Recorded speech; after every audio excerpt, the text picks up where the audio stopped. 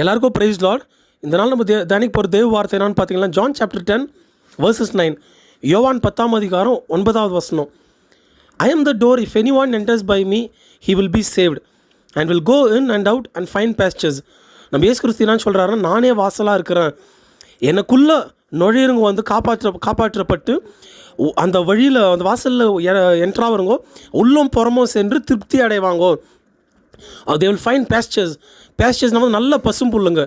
அது நம்ம இயேசு கிறிஸ்துவ நல்ல மெய்ப்பனாகவும் ஒரு ஆடுக்கு ஓமையாக சொல்லப்பட்டுக்குதுங்க. சரிங்களா? அப்போ நம்ம வாழ்க்கையில் வந்து பல பேருக்கு வந்து பலது வந்து வாசலாக இருப்பாங்க. சில மனுஷருங்க வந்து வாசலாக இருப்பாங்க, அந்த வழியாக நான் என்ட்ரானா எனக்கு கண்டிப்பாக அது கிடைக்கணும். இன்னும் சில பேருக்கு வந்து அவங்க பணம் வந்து ஒரு வாசலாக இருக்கும், நான் இவ்வளோ சம்பாரிச்சேன்னா ஃப்யூச்சரில் நல்லாக்கலாம், நான் அந்த வழியாக போகலாம், அந்த பணன்ற ஒரு டோர் வழியாக போனோன்னா கண்டிப்பாக நல்லா இருப்பேன் அப்படின்ற பல யோசனை பல மனுஷங்களுக்கு பல பொருள் மேலே மனுஷர்கள் மேலே எல்லாத்தையும் அவங்களே நம்பி மோசம் போவாங்க.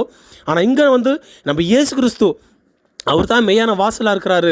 அந்த வாசல் வழியாக நம்பி இயேசு கிறிஸ்துவ முழுமையாக ஏற்றுக்கொண்டு அந்த வாசல் வழியாக வரவங்களுக்கு வந்து அவரே வந்து அவங்கள காப்பாற்றி உள்ளம் புறமோ சென்று திருப்தி அடைவாங்களாம்.